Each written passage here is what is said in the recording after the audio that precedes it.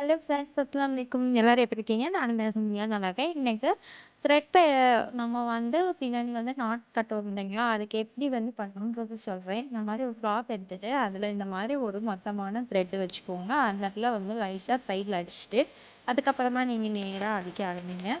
Folding பண்ணிவிட்டு கிளாத்தை உங்களுக்கு எவ்வளோ தேவையோ அந்த அளவுக்கு சன்னமாக கூட இதை அடிச்சுக்கலாம். நான் இது சன்னமாக தான் அடிக்க போகிறேன். இந்த நூல் எவ்வளோ இருக்கோ அந்த அளவுக்கு தான் நான் இப்போ அடிக்க போகிறேன். இந்த மாதிரி த்ரெட் எவ்வளோ இருக்கோ அந்த அளவுக்கு நீளமாக ஒரு தையல் போட்டுகிட்டே வாங்க. உங்களுக்கு எவ்வளோ லென்த் இருக்குமோ அந்த அளவுக்கு நீங்கள் தையல் போட்டுகிட்டே வாங்க. இது ஈஸியாக நம்ம இந்த த்ரெட் உள்ள இருக்கிறங்காட்டி திருப்பி எடுத்துடலாம். ஸோ இப்போ நம்ம இதை நல்லா லாஸ்ட் வரைக்கும் ஸ்டிச் பண்ணி எடுத்துடலாம். அந்த ஸ்டிச் பண்ணி எட்ஜ் வரைக்குமே நான் த்ரெட் விட்டுருக்கேன். ஏன்னா நீங்கள் பிகினர்ஸாக இருக்கீங்க அப்படின்னா இந்த மாதிரி த்ரெட்டை எக்ஸ்ட்ரா விட்டுட்டு கூட நீங்கள் ஸ்டிச் பண்ணுங்கள். ஈஸியாக உங்களுக்கு திருப்ப வரும். இப்போ நான் இதை கட் பண்ணிவிட்டு இந்த த்ரெட்டையே கட் பண்ணி எடுத்துட்டேன். இப்போ பார்த்தீங்கன்னா இந்த த்ரெட்டை ஒரு கையில் பிடிச்சிட்டு இது அப்படியே இப்படி மேலே ஏற்றி விட்டோம் அப்படின்னா சுருக்கமாக விழுகும். அதே போல் இந்த சுருக்கம் விலக விலக மேலே இருக்கிற த்ரெட்டு நல்லா டேர்ன் ஆக ஆரம்பிக்கும்.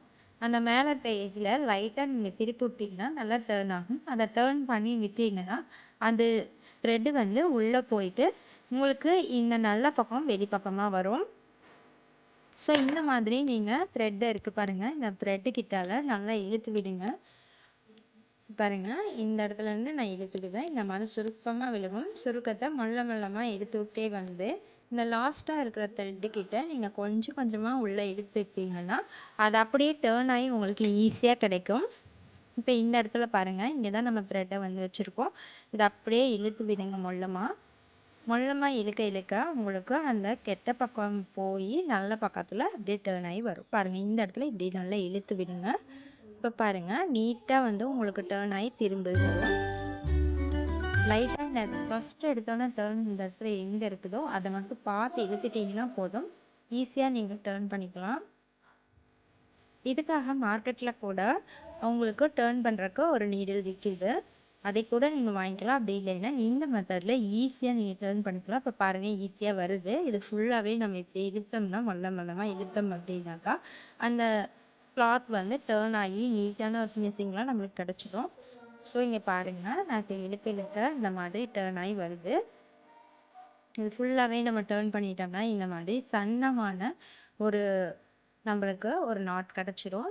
நம்மளுக்கு சுடிதாருக்கு ப்ளவுஸுக்கெலாம் நாட் வைக்கும் போது இந்த மாதிரி சன்னமான ஒரு நாட் வேணும் அப்படின்னாக்கா இந்த மாதிரி நீங்கள் ட்ரை பண்ணி பாருங்கள். ஈஸியாக நம்ம டேர்ன் பண்ணி எடுத்துக்கலாம். இதில் நிறைய மெத்தட்ஸ் இருக்குது.